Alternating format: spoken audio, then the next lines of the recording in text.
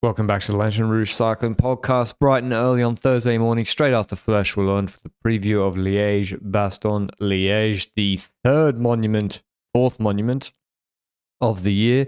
Yes. I've lost the ability to count. We're really rattling through, I guess, three monuments in 4 weeks. Lombardia, the odd one out, and it's the La Doyenne, 252 kilometers long, the most altitude gain of any of the spring monuments, over 4,000 meters climbing, with the longest climbs of them as well, with Flèche Wallonne, maybe 1K climbs, 1.3K climbs. Here we have many 2K, 7.5% climbs, 4K, 7.2% climbs, and I would say the final 60Ks is the real final, starting with the Col de Rosière, 4.5Ks, 5.6%, Côte de Desniers, 1,600 meters, 7.3%, and then the Côte de la Redoute, 1.6Ks, 8.8%, a few more hills, and then the Côte de la Roche au Faucon, which is like, I don't know, doesn't tell me the profile, but it's steep. It's 1.3Ks, like 9% or something. And then that's about 14Ks from the finish in Liège. So, same route as always, Benji, and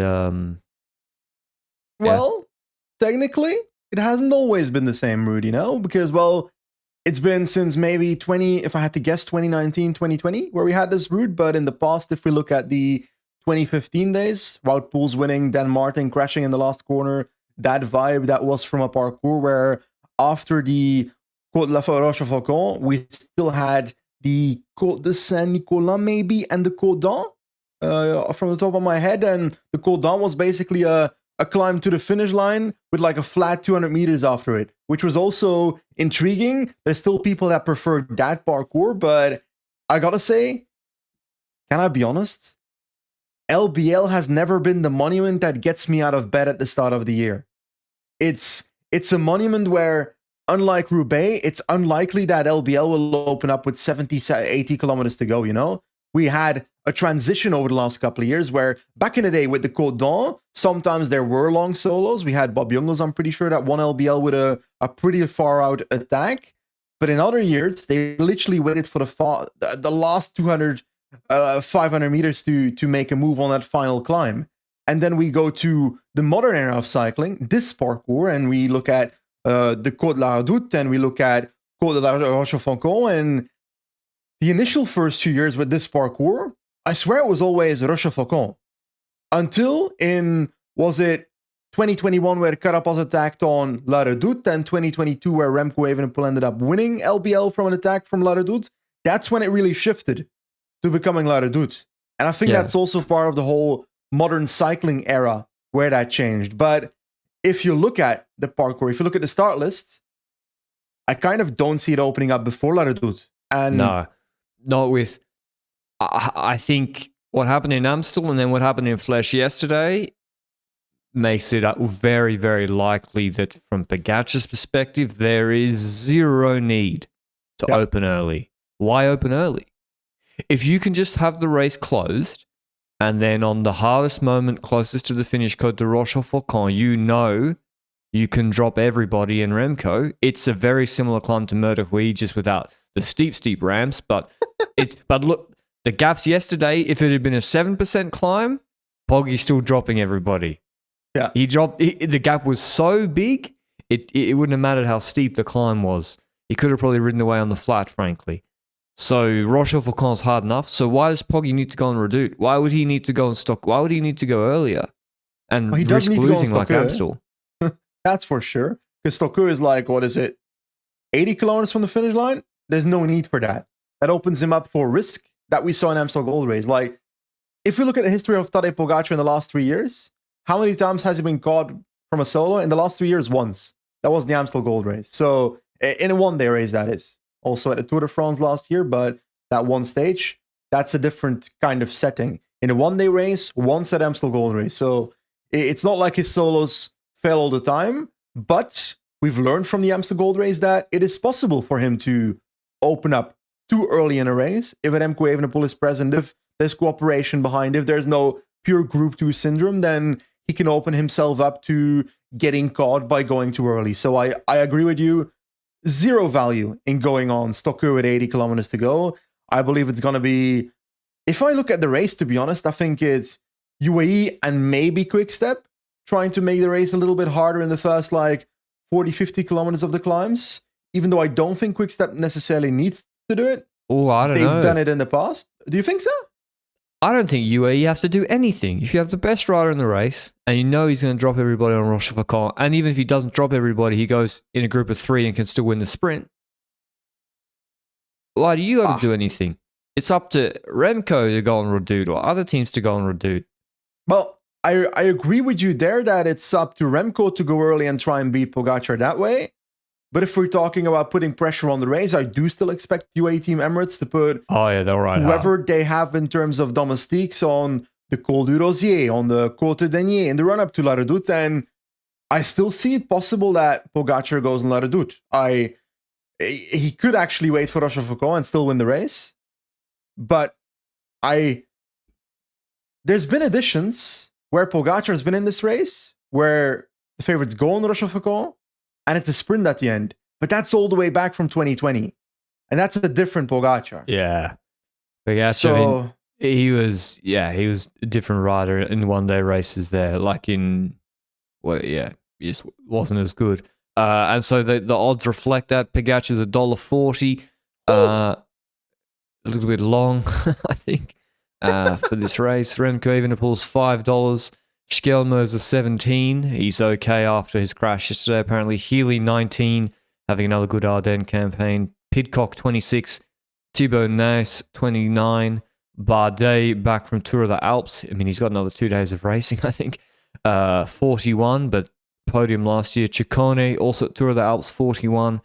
Gregoire, 51. Vauquelin, 51. Bonal's racing, 67. ooh. Carapaz, 67. Santi, 67. Van Giel's 100. Laurent's 100, and that's about it, I think. So, I'm surprised Pogacar's that long, to be honest. Okay. Yeah. He doesn't have bad days, really, in one-day races. He crashed out of this race in 2023 with a broken hand or wrist, but his crash risk is not, it's not 40%. And you can say, there's maybe people that can say, it's possible to say, maybe Amstel Gold Race was his bad day. That's a possibility. But if that's your bad day, then you don't have bad days. We've seen Pogacar bad days in Grand Tours. That is what we've seen. And some of that was the fact that back in the day, he wasn't the Pogacar he's been in 2024 when it comes to stage races. So he had those moments of capitulation inherently as a rider, I believe, in 2022 and 2021. But if we take a look at current Pogacar, I agree. There's no serious bad days in that man right now. Maybe if he goes on a holiday after the Tour de France and then rides GP Ploe as his first race, then he probably won't be at his best. That's a whole different story. We've seen that a couple of times before in the past. So I also see Pogacar as the heavy favorite. I believe that if Remco Evenepoel waits on the final climb once again, like in Flèche Wallonne, it's going to be very difficult to beat Pogacar in this race. So I would need to see a move from Quickstep before Rochefoucauld. And even, is La Redoute too late? I think it's too late, yeah, because it's really, really. You got to make the difference on a really hard climb. You got no guarantee. You probably enter in good position, but then UAE could make that really hard with Jan Christen. The benefit is, though, it is pretty rolly and soft, apart from the Côte de Forges. But for 10k after Redoute, it's easy. There's a 4% climb straight after where Remco can go really fast. The Ornemont, and but it's still only 30k's from the finish. Yeah, I think you should go on surprise attack on Rosier or on somewhere in that zone, maybe even on the what's it called, Côte de la Haute Levée, around there on the ridge line. Start making it hard on the Stoku and before there, because Remco's got to turn it into a 1 hour. For him to have a chance, he's got to go 1 hour plus, 2 up with Pogacar, where Pogacar's getting no draft in his wheel, where they're riding tempo or threshold the whole time, where it's less explosive, where Pogacar maybe gets worn down a little bit, and then where there's no Jan Kristen to do a nuclear lead out, and then you sit in the wheel. You sit in the wheel on Redoute, you sit in the wheel on Rochefoucauld, and you wait for a sprint. Because Remco can win a sprint against Pog, 2 up. He can win a sprint. So I would go early. So too. I would go early, and I would try and make it a 2 up and cook him. Yeah, it's either that or hoping there becomes a group dynamic situation where you can ride away later. But with Pogacar, you can't bet on that. Like, Pogacar will go, and it's not like there's going to be 15 people with him. So it's not like you can benefit from a surprise attack from a group of 15 anymore after Pogacar is still there. So I also see going early as the Remco Evenepoel strategy. But then if you look at Little Trek, for example, they've got Skjelmose. Let's hypothetically say that both Skjelmose and Nys are in good form for this race. We see Skjelmose being pretty all right after the crash from Flesh. You mentioned it already. So let's hypothetically say that. What is their strategy? And do they also go early trying to win LBL? Because, for example, if we take it back, maybe was it last year or the year before, where Skjelmose tried to follow Pogacar on La Redoute, and we had the whole I flew too close to the sun thingy happening, where he basically blew himself up in doing so. And then I questioned to myself, what is the best strategy? Is it to once again try and find a way to... Because let's be honest, in Amstel Gold Race, if it wasn't for Remco making it to Skjelmose never makes it back to Pogacar. Yeah, exactly. And I think Skjelmose is not stupid, and he's crashed. I think he's gonna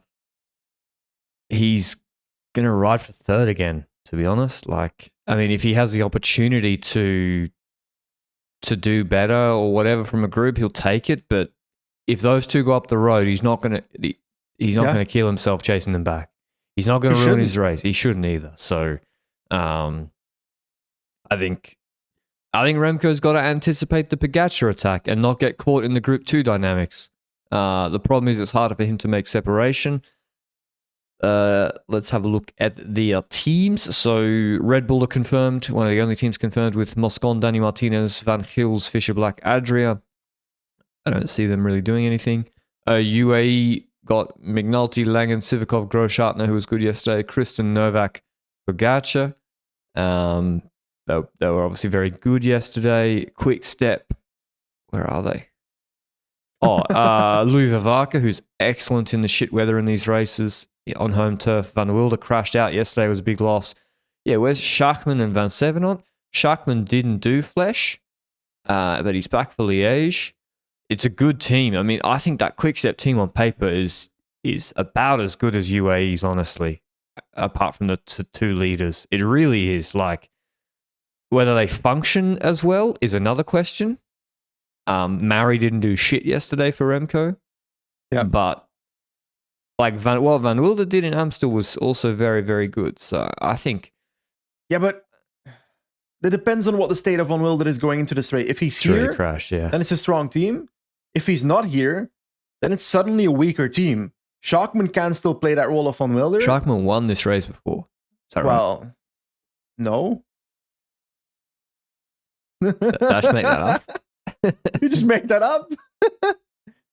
Did you just think Bob Jungels in your head and you were like... Yeah, that 2019 edition, I just gave it to all of them on the podium. Like Paris-Nice final stage, almost the same, right? Yeah.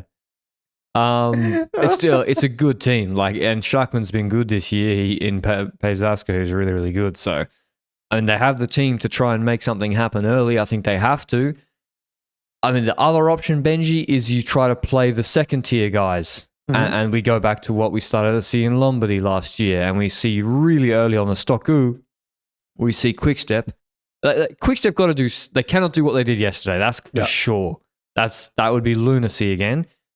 Option B would then be Van Wilder, Schachman, goes with a Tish Benoit, goes with a Maxim Van Gils, with a Magnus Sheffield, Axel Laurent, Spagioli, Guillaume Martin, or basically everyone that's not Remco or Pog.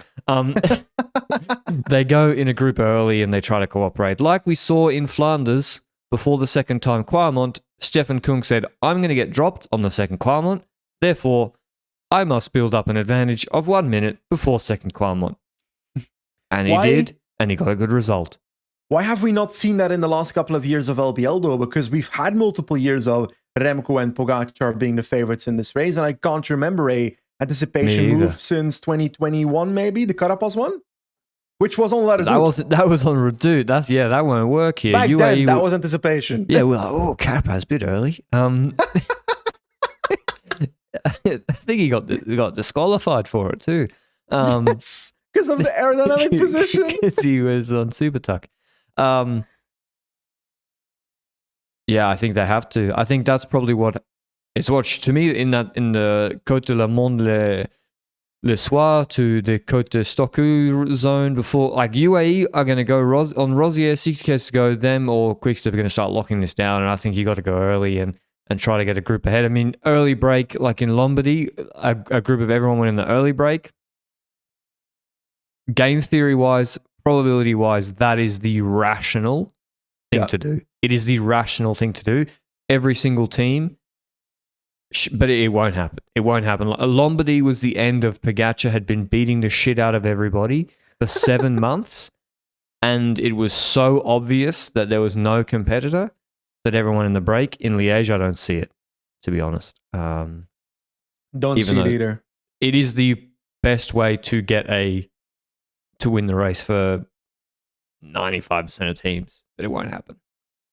So it sounds like we both agree Pogacar will destroy this race.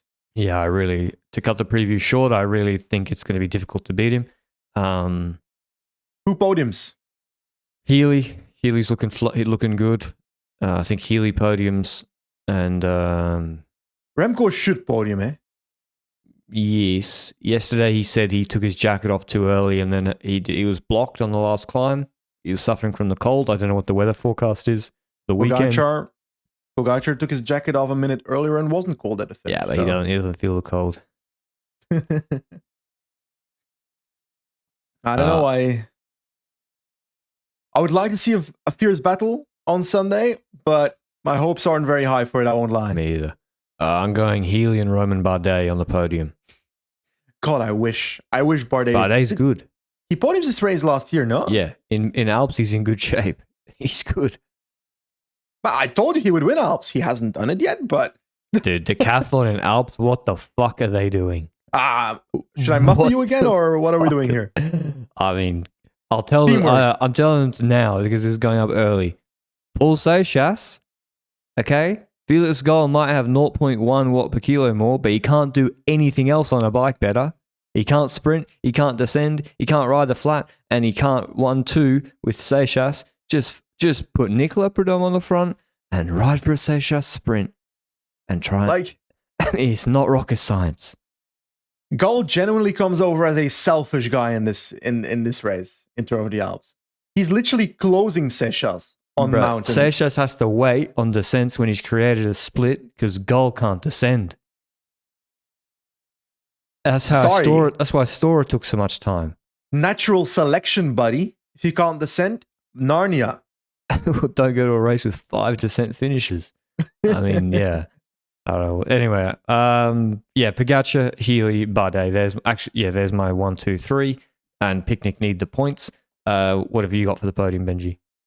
Pogacar wins. I've got Remco Evenepoel coming in second, and I low-key wanted to pick Bardet for the podium, but I'm not going to do that because you picked Bardet for the podium, and it would look really silly if we both have Bardet for the podium. So instead, I am going to go for who will be resurrected on Sunday. Is there a Pidcock I don't see? I wish Alaphilippe could do it, but I don't see it either. No way. Mark Hirschi has been kind of shit. Mate, he's finished. He doesn't even bring the UCI points anymore. Well, what's up there? I'll go for Giulio Ciccone getting third. Oh, yeah. That's a good one. Another one from the Tour of the Alps. With confidence in Tour of the Alps. It always fails at the Giro, but LBL, it's going to bring the fruits here. But that's my take on this race, to be honest. Pretty straightforward race. I think Pogacar probably, if he can, he'll wait till Rochefoucauld And then if he sees problems early, he'll go earlier. But if not, he'll go on Rochefoucauld, and that'll be it. Unless someone tries to make it more challenging for him. The women's Liège-Bastogne-Liège, same final, shorter race, obviously about 150 kilometers long, 153 Ks. Last year, the race was won from an early, not sort of a break, not a break. It was pre-coverage at 90 Ks to go. A group of Kim Kadzau, Grace Brown jumped across to Sarah Giganti in the breakaway. They were then joined by Bredevold and Van Aert. They got 3 minutes. Brown was a truck in that break. Kadzau, a revelation.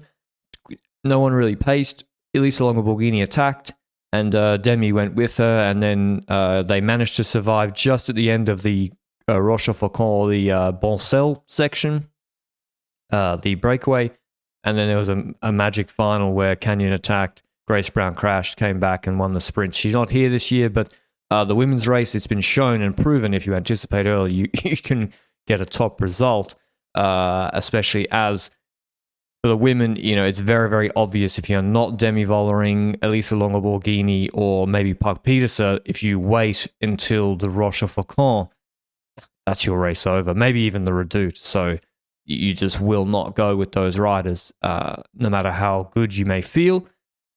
And that's reflected in the odds. Demi Vollering, $2.37, Benji, but the men's makes sense to me, except Pogacar. This is craziness. Kopecky second favorite at $5.50. Yes, Benji. She can't climb. Wow. As a Belgian, I'm a bit disrespected by the statement that she can't climb, but she didn't look great at Flèche Wallonne for this race. That's a confirmation. She was looking bad on Sharov before Mur de Huy. And she was speaking towards the Hill Classics, but it clearly has turned into peaking for the Cobble Classics. Peaking for be Lorena Viva's personal assistant.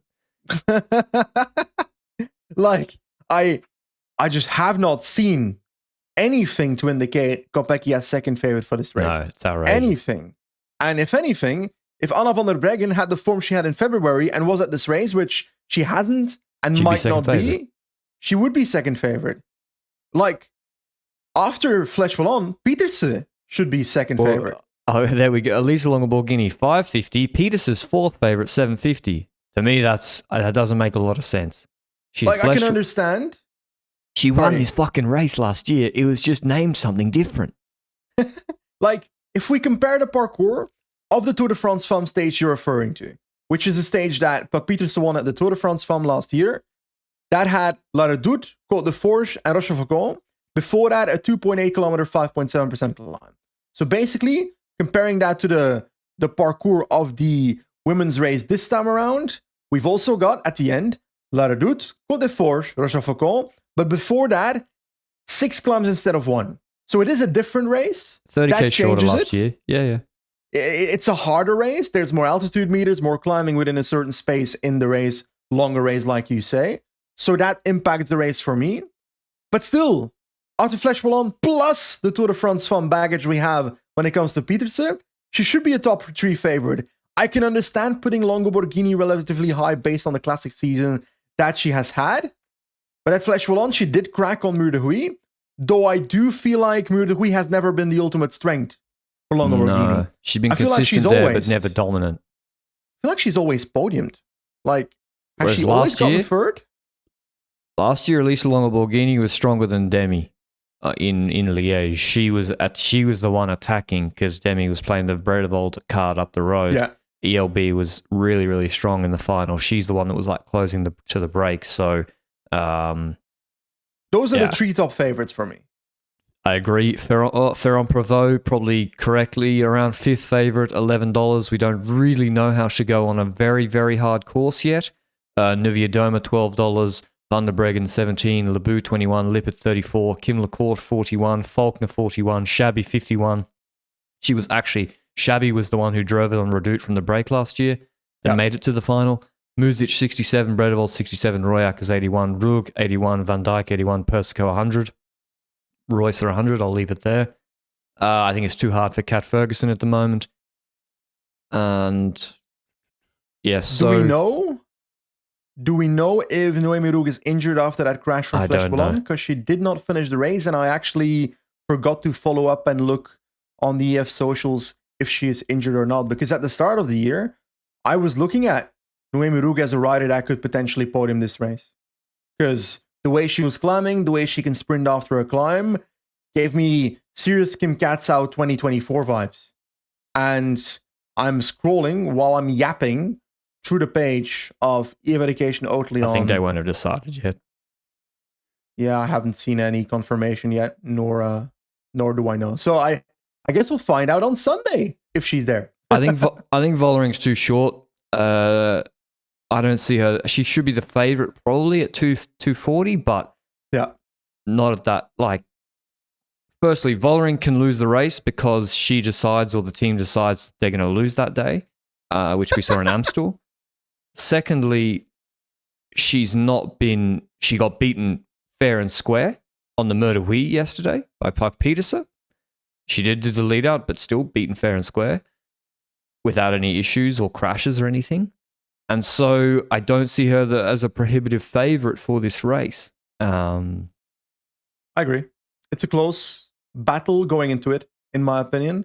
I don't know if Vollering can drop Peterson on the Rochefoucauld. It's going to be close. And if it comes down to a sprint, a flat sprint, I don't know who of the two is going to win that sprint. And when I think about Vollering so far this year, I do have confidence for LBL. But when it comes to Peterson, it all depends on whether she can handle the 150-kilometer full-on version of Liège-Bastogne-Liège. And that I'm not 100% sure of, because in the Amstel Gold Race, she was strong. She was actually the better one of the front group that got away. She was the strongest in the front group.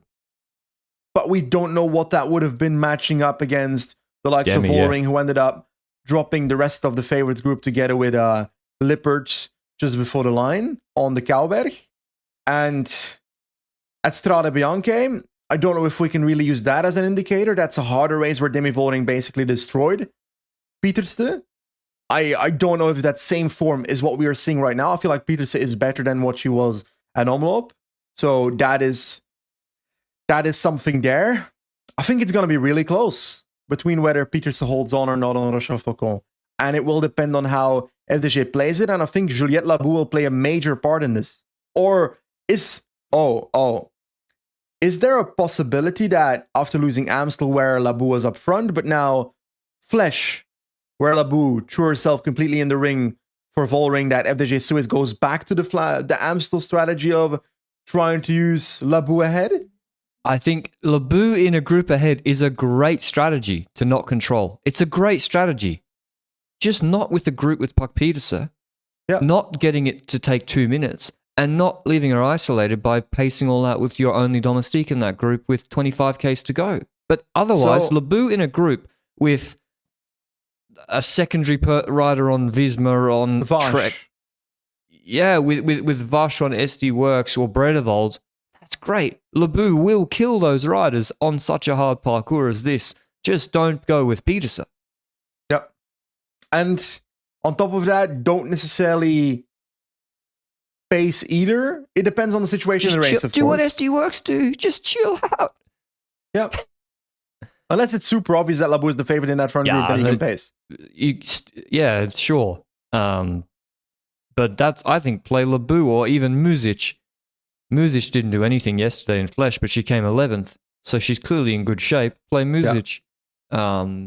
So yeah, FDJ have a very, very good team, and I think that's how I would play it if I was them. I would play Muzic and Labou. Well, actually, I'm not sure, because then the more complicated the race becomes, the more likely it is to me that Demi loses. Yeah. And she lost Flesh last year and then was good in Liège. So, but she didn't win either. But still, it didn't mean that she was then bad. SD Works, we'll be hoping Van der Breggen's there, but Kopecky, I really think it's too difficult for her. I think actually Kopecky should anticipate, but that's hard in the World Championship spans. ELB has to wait because she's too good, but I think she'll be followed. I think I'm going with Kim Lecourt winning this race, Benji. I think she does a Grace Brown style move. she's not underrated anymore. Everyone knows who she is. She came 6th in Flesh yesterday. She's got the big engine. I thought she was suffering because the first time Murder Hui, they went very fast, but then she had the endurance for the end. And remember, the Flesh women and Liège women, it's not so different, like in terms of length of race and difficulty, especially in the rain yesterday. So I think Kim LaCourte gets ahead with a decent group. Maybe it's bridged to by Vollering and Peterson later. But again, LaCourte wins the sprint of a small group. I like it. I like the outsider pick as well. Now it's forcing me to also go for an outsider, which, God, I wish I could pick Marta Cavalli or something as like the return Undertaker move. I think the rain melted her yesterday. I think she's actually in okay shape. I think so too, but I don't see her winning this race. No. Just to make that clear. I think Pinar is an amazing pick, actually. Like, there's also some fun ones where at the start of the year, Silke Smulders was in good form, and I haven't really seen that in the Hill Classic. So that's the unfortunate part there. And by the way, the rider who won Omloop, Lotte Klaas, she's actually not dog shit. Like, she was like she's actually a top good 25 rider. yesterday or something, right? 16th at Dwars of Vlaanderen, 35th at Flesh Wallon, but she dropped on Sharav just before the final climb. So it's not like she she's won. A decent rider. Yeah, it's not like she won Flesh out of a cereal box either. Then again, the gap they had from the breakaway might have been that.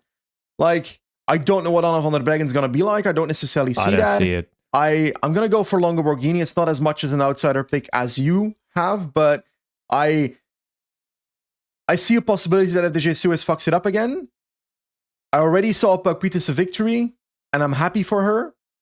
Longo Borghini has won Dwars door Vlaanderen, Brabantse Pijl. It's time for her to win a big race this year. Yeah, that would be a fitting end to the Spring Classics. ELB is due one. Like, I think she's been the best rider this year, actually, but the crash really sullied her Flanders and Roubaix, and maybe her Brabant, she was a beast. So she would have won Flanders, I'm telling you. She really would have won Flanders very, very easily, I think. So yeah, I think ELB, I'll put her on second, but I think Pinar just rolls her. I should check. Does she prefer to be called by her maiden name? Because it's always written as twice. And then yesterday on the ticker, it had like 5 different names for Kim. But like, I always call her Kim LaCourte. But I always call you Lantern when I see you. Patrick Lantern. Hello, Lantern. ELB second, and I'm going to go with Magdalene Valliere third. That's a wild one. Yeah. She's a Canadian on Eva Education Oatly. Yeah, she's good. But there's so many riders. Oh, I should have gone for Kerbal. Yeah, it depends on the weather. Oh, I wish I would have gone for Cedrine. EF are just on a run. I had to pick an EF rider, and so I went with Magdalene. I'm gonna change it up. My outsider victory is Cedrine Kerbal. Longo Borghini finishes second, and Vollering finishes first, Pieterse fourth. I went for a top 4 this time around. Because let's be honest, it's most likely my actual picks are Longo Borghini, Vollering, and Pieterse. But at the end of the day, I'm too biased here, and I like Cedrine. Yeah. Anyway, it's going to be interesting to see. It's also interesting to see, I think, how does Ferrand and Prevost go on the long climbs against the big guns before the stage racing begins in the Vuelta and the Tour. So that's also a test with these 5-minute climbs on Rochefoucauld, longer on Rosière for the women, so like 10, 15 minutes. So that'll be an interesting test for her and to see how that goes. But I'm sticking with the Mauritian. I think she's going to get ahead, and she can be hard to bring back. And where's Mauritius? Off the east coast of Africa. Next to Madagascar. I think so. The penguins escaped there. Did you know that? In Madagascar. Yeah, the penguins of Madagascar. Where's the place Luke will know that the pros all go in September, October when they finish their season for a 1-week holiday? Because like pro athletes are not Yes, they all go there. That's off the coast of India. That's in the Indian Ocean, though. Yeah. If pro cyclists see one guy do something, like whether it's holiday destination or a car they've bought or a dog breed, they'll all just get the same one. Seriously. Okay. And then there's Mathieu van der Poel. Who just goes Bro, golfing I in made the Dubai. golf joke, no joke. 9 a.m. on his Instagram after Roubaix, he's on the golf course in Antwerp. I mean, respect it. He's like, that's probably why he's he's zenned out. Doesn't make mistakes anymore. Just like he's balanced. Yeah, Dubai Golf Simulator. Oh my god. Okay, that's the Liège-Bastogne-Liège preview. Hope you enjoyed it, and we'll see you with the recaps on Sunday. Until then, ciao ciao.